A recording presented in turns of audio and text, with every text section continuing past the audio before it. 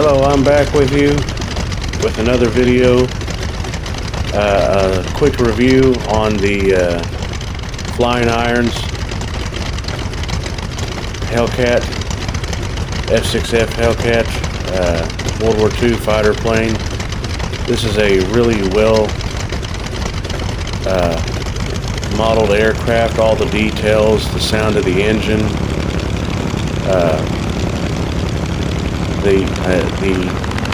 just everything about it. The flight model. This is a very high fidelity aircraft. I mean, this could be used in DCS. The texturing is really good. You can almost see the rivets on the paneling of the aircraft. But that engine sound, and almost tipped it over. But yeah, this add-on airplane's really good. It's a carrier-based World War II fighter plane. Look at the detail of the wheel well. And this one you can actually land on an aircraft carrier. It's got carrier capabilities. It'll actually stop on any carrier or any surface for that matter. And it's got a built-in launching system as well, a catapult system. You can launch off of a regular runway, but you can do it from any add-on carrier. Right now I got it on the Lexington, World War II Lexington aircraft carrier add-on. There you can see the wings sweep back to make room on the carrier like the real airplane. Folding the wings back.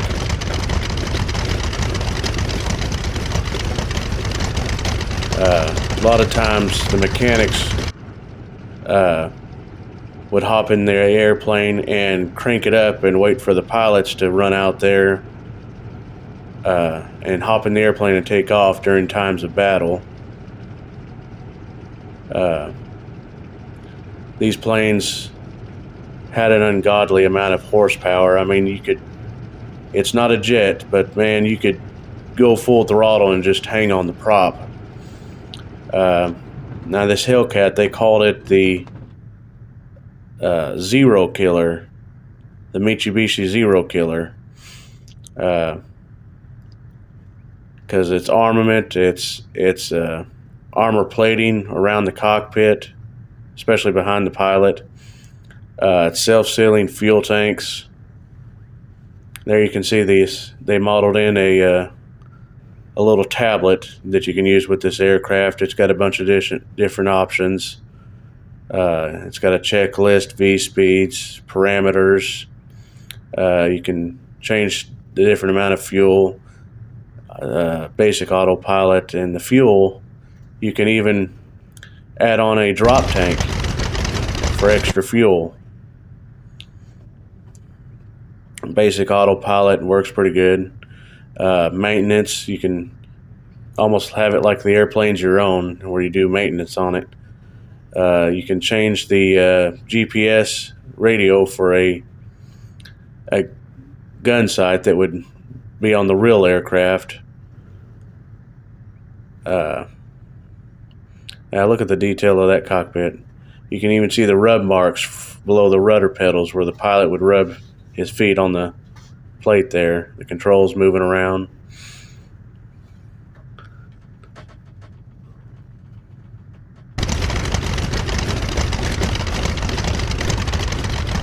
And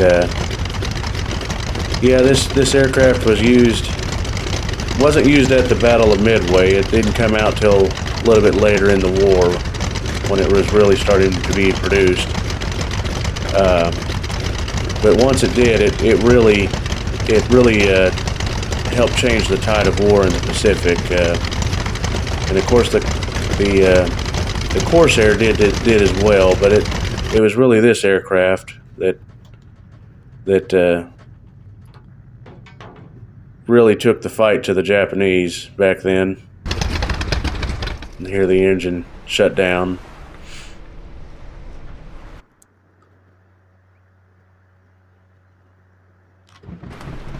You can open the canopy, close the canopy.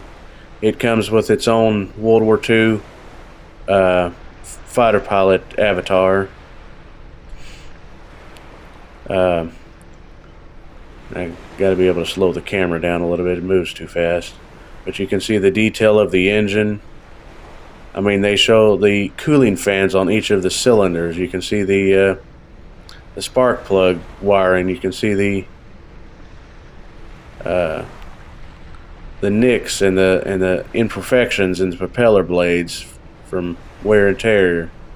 The oil and exhaust slick coming off the engine going down the fuselage. And like I said, you can almost see the rivets and the paneling and the aluminum. This is one of those aircrafts that would take a beating and bring the pilot back home to the carrier. Really one of the great World War II fighter planes, in my opinion. It's up there with the Mustang and the Corsair and the Spitfire. And again, this is a add-on carrier of the Lexington, used partially during World War II. It's got some static aircrafts that don't move. There's the Wildcat and a Dauntless dive bomber. It's a pretty well modeled carrier, and it just seems fitting to have the Hellcat on it. It kind of completes the ensemble.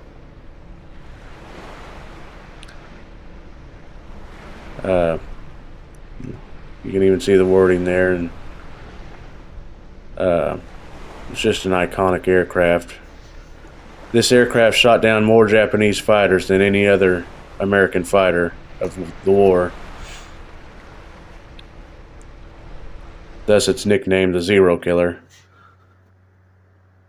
And you can pull this lever right here to drop the drop tank, and then you can fly around with or without the drop tank. This airplane would push 400 miles an hour, and would climb like a rocket, despite being a propeller-driven airplane. You can see the wear and tear on the wings where the machine guns would be firing, and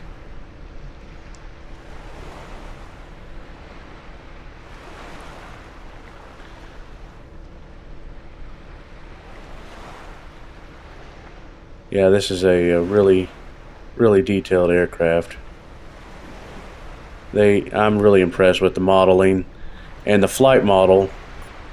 I might do another video later on talking about the flight model and showing it in the air, but it flies really well. It's very tricky on landing and taking off, but once you get it in the air, it's a very wonderful airplane to fly.